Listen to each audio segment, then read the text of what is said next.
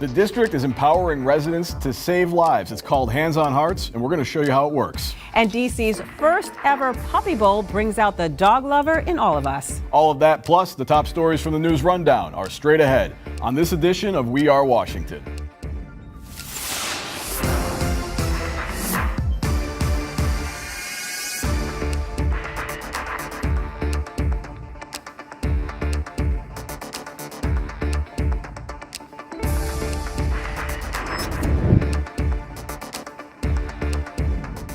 Welcome to We Are Washington. Thousands of residents all over the city are being empowered to help save lives with Hands on Hearts training. DC Fire and EMS offers free classes on the basics of hands-only CPR, and it could mean the difference between life and death. We'll show you how easy it is to learn with our Hands on Hearts demonstration coming up. And whether you are rooting for the Eagles or the Patriots, there's one thing we can all agree on, and that's DC's first ever Puppy Bowl was just about the best thing ever. And we're going to bring you all the highlights from this action-packed game of total cuteness, all that coming up. But first, here's the News Rundown. Mayor Muriel Bowser signed the Defending Access to Women's Healthcare Services Amendment Act of 2018. The legislation requires insurance providers to offer contraception and breast cancer screenings, along with STD counseling, without raising copays or deductibles. As a physician, I know too well the importance of access to necessary health care and what lack of that access does to individuals and their families. What this legislation does is makes these services, especially contraceptive services, more affordable for the individuals who need them. It helps address the high rates of HIV and STIs that we have here in DC, as well as the high rate of unintended pregnancy. Health insurance has to really mean something. And it has to really mean that insurance providers won't be able to charge women extra fees just for going to the doctor for routine exams. No woman should ever have to decide between paying rent and going for simple checkups. The bill comes in response to concern over the possible changes to the Affordable Care Act.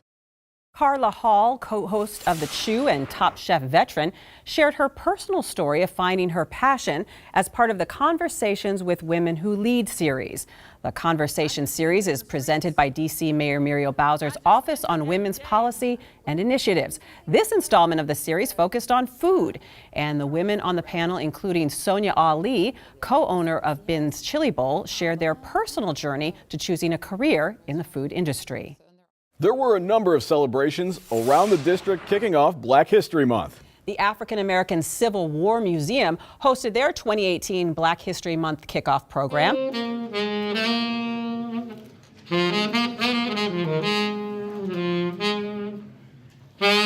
WJLA's Sam Ford emceed the event, and speakers included former Mayor Sharon Pratt, Council Member Anita Bonds, and Congresswoman Eleanor Holmes Norton.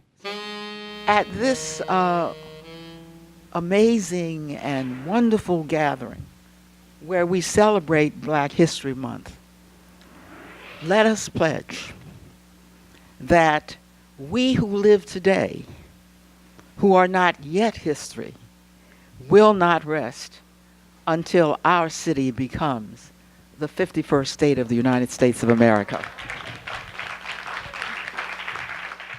Mayor Bowser kicked off Black History Month with the launch of a new program called A Fair Shot, a toolkit for African American prosperity. The initiative provides an overview of DC programs and services that support African American residents on their pathway to the middle class. Pathway to the middle class was not a slogan that the Mayor Bowser was always saying. It was a roadmap she was setting for residents such as myself. Because of Mayor Bowser and her commitment to affordable home ownership, my children and I secured our future when I became a homeowner.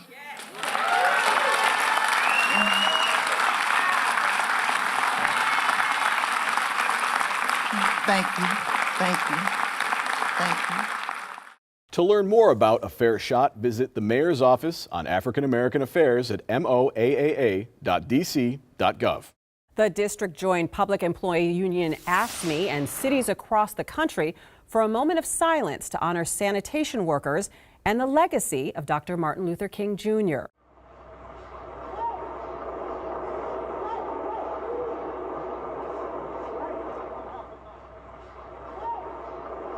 50 years ago, Echo Cole and Robert Walker were tragically killed while working for the Memphis Sanitation Department.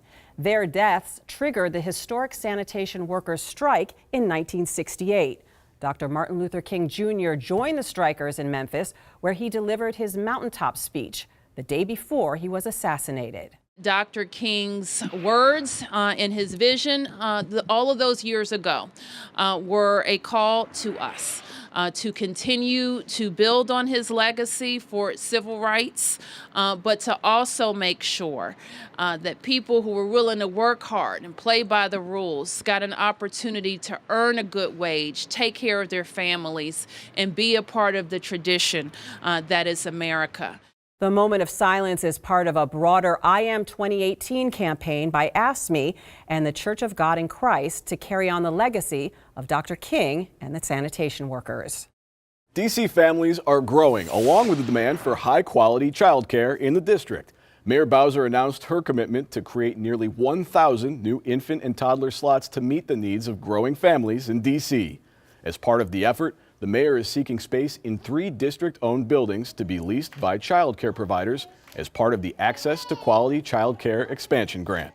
From baseball practice to piano lessons, parents know it's a challenge keeping children active beyond the school day. A new district initiative called Learn 24 is designed to help ensure that children and youth have access to enrichment activities before and after school. Learn 24 includes a new website with resources for students and families to find safe activities outside regular school hours in their communities. Among the resources is Sitar Arts Center in Adams Morgan, where Mayor Bowser launched the initiative. Mayor Bowser is calling on community members to help ensure that students get safely to and from school. As part of Education Week, Mayor Bowser highlighted the district's updated Safe Passage program and identified 5 priority areas based on student-involved incidents over the last year. The priority areas include Noma Gallaudet, L'Enfant Plaza, Minnesota Avenue Metro Station, Anacostia Metro Station, and Good Hope Road Corridor Southeast. The School Safety and Safe Passage Working Group includes government agencies, school leaders, and community members who work together to remove barriers that might prevent some students from attending school. Details about upcoming Safe Passage recruitment fairs will be available at dme.dc.gov.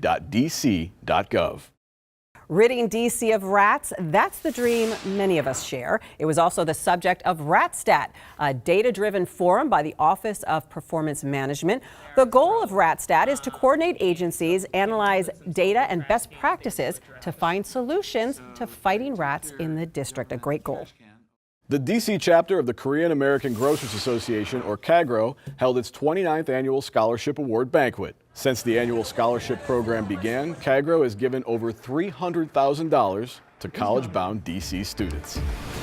All right, there's a lot going on, but we do have a quick minute for the news recap today. I want to start the conversation with the Fair Shot program.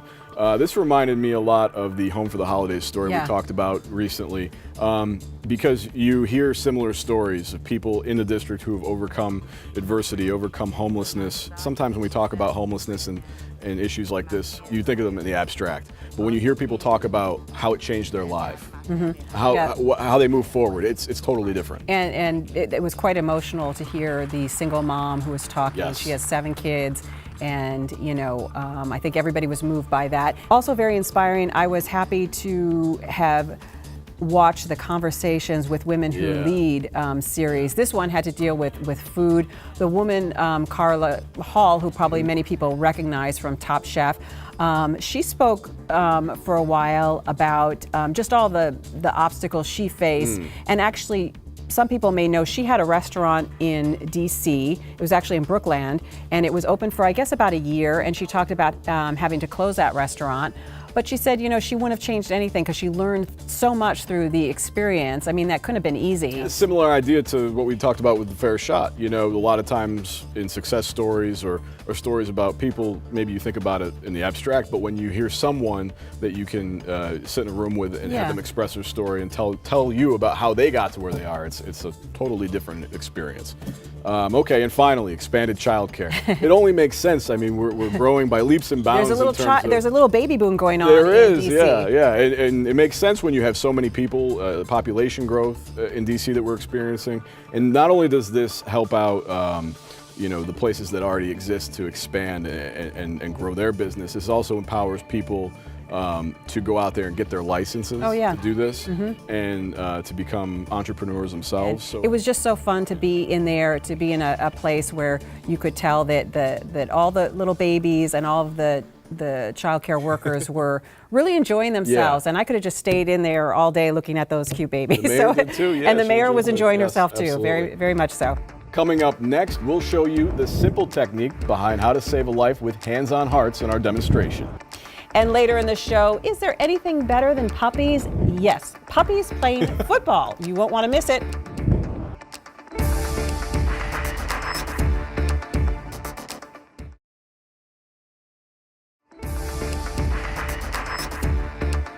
Welcome back to We Are Washington. Today we're talking about an important topic that you'll want to hear because it could save someone's life. It's called Hands on Hearts, and DC Fire and EMS is using this technique to raise awareness and demonstrate how anyone can learn CPR and could potentially mean the difference between life and death when someone close to you has an emergency. Today we're joined by Robin Green and Sarah Roque of DC Fire and EMS to show us how it's done. So first, what is Hands on Hearts? Tell us a little bit about the program.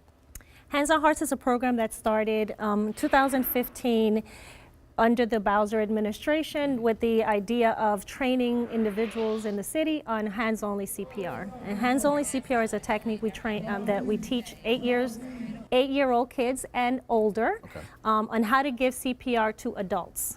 And I know you guys have had a lot of great success since the program was launched in 2015. So tell me a little bit about how many people you've been able to train and the feedback you've received. So as of Friday, we've trained almost 40,000 individuals in the city. We've received really good feedback. People feel empowered when they finish our trainings, that they're really able to help someone when they're in need.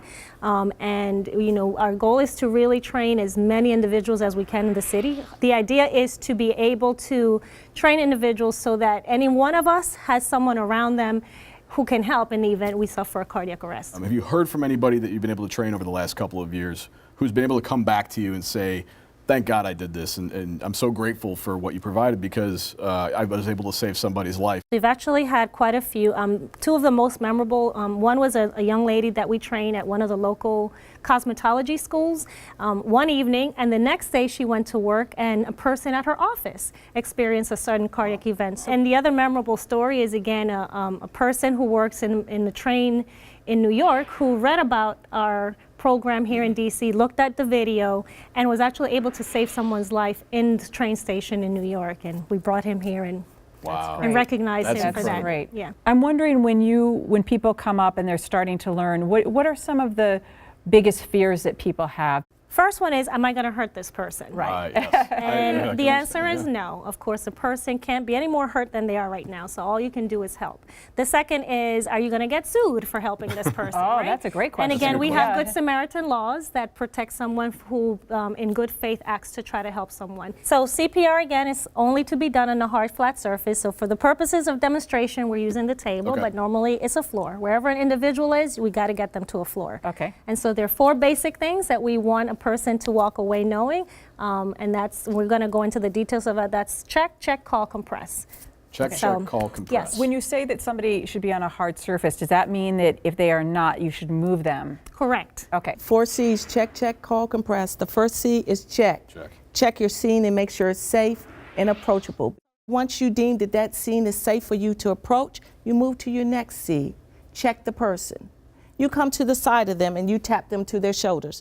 Hey, are you all right? Hey, are you okay? Okay. No response. Okay? That person's was going to do one of 2 things. Either they're going to moan, groan, or do something that they hadn't done before, but if they continue to lay there the same way you found them, most likely they're not breathing. Okay. You move to your third C. You pull out, most people have cell phones, so you pull out your cell phone and you dial 911, put it on speaker, and put it down. If you're with someone, like you two here, one of you call 911, one of you stay with the patient. That's important. But if you are in a vicinity and there's no one there, you haul out for help.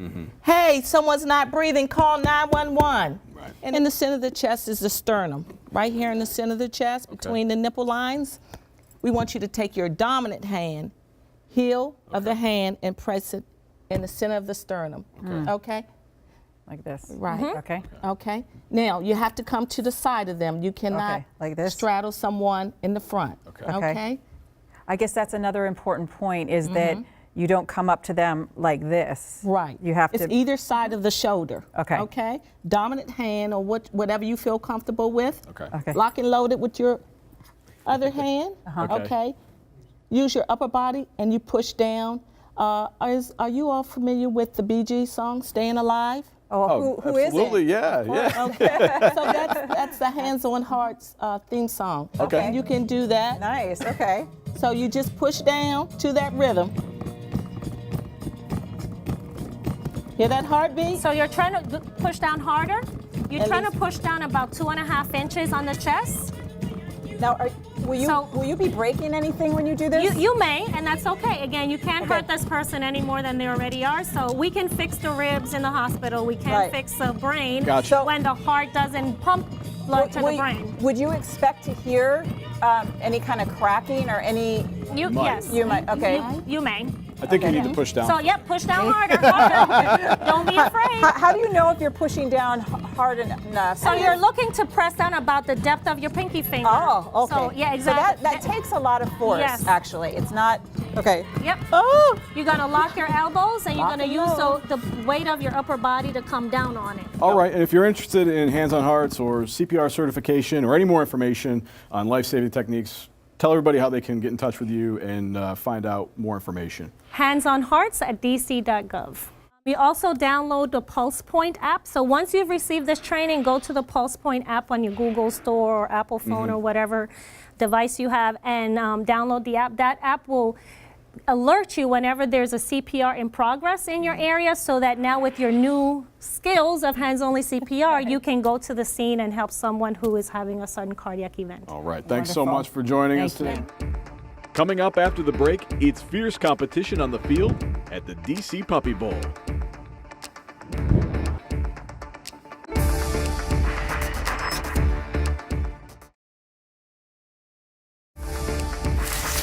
You probably thought there was a lot of action on the field between the Eagles and the Patriots, but they didn't have anything on the adorable puppies who left it all on the field at DC's first ever Puppy Bowl.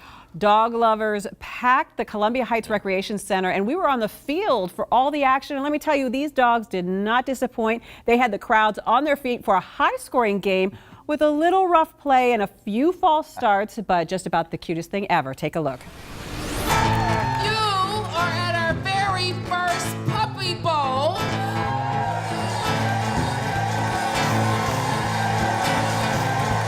For all the dog lovers out there, it brings me great pleasure to say, play ball. How did you guys come up with this? It was pretty simple. We have a lot of dog owners at DPR, and we're always trying to think of new creative ways to kind of engage the entire DC community. Our motto is we got something for everybody, so whether your family is a little kid or you've got seniors to take care of, or even one with 4 legs, we want to have something for you. So we were thinking kind of winter months, what could a dog do if you're a dog owner? You can't go outside as much. We want to have a play opportunity for you.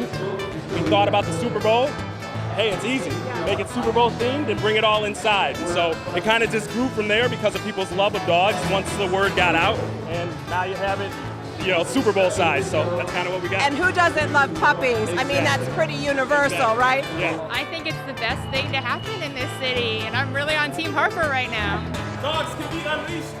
But you're out here working. I mean, there's a lot of pressure on you. This is Super Bowl Saturday here at Columbia Heights, and you're, making the calls, and these puppies are, not giving you a break. It's not even just that. We had to set up the field. People were here at about 10 o'clock in the morning. We had to paint this beautiful turf. We had to make shifts and goalposts, starting introductions, PA system, and then accommodations for all these awesome spectators that came out even though they don't have dogs. So it was a lot of work, but it's well worth it to see smiles on everybody else's faces, and then I get to see puppies. So Yeah. I'm all in. And that everybody loves to just see puppies. It doesn't really matter what they're doing. You're making the calls, though. Illegal assistance by the owner. Illegal assistance by the owner. Placing the ball directly into the end zone.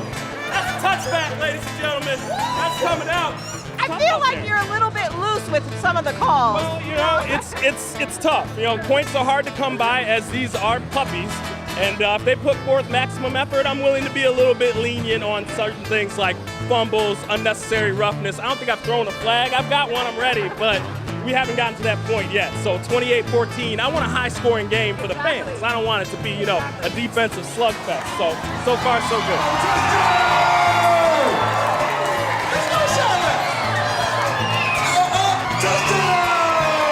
And given the response, I have a feeling this won't be the only DC Puppy Bowl you'll be doing. Absolutely not. We'll be thinking about ways to tweak it, ways to make it better, hopefully ways to make it bigger and involve more puppies, which is what everybody wants.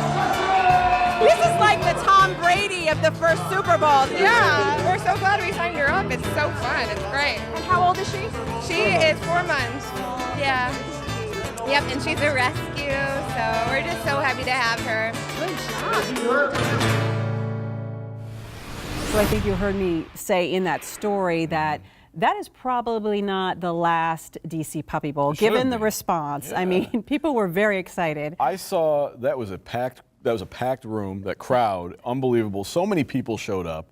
They wanted to see the dogs, and it's fun to watch on TV, but I feel like the live element to it was also a really great thing. Even better. Right? And I wanted to mention also, they did want to raise awareness about adoptable dogs. And this is what it's about, right? Humane Rescue Alliance was actually there, and they had, you know, dogs with them that were available for adoption. I know that everybody was very much in the mood for that. Yes. So it was kind of the perfect environment for that. Great event to sort of promote that and to also get people out to participate too. Yes, a great new tradition for the city. New tradition, yeah. That's all the time we have for this show, but we do have time for one last thing.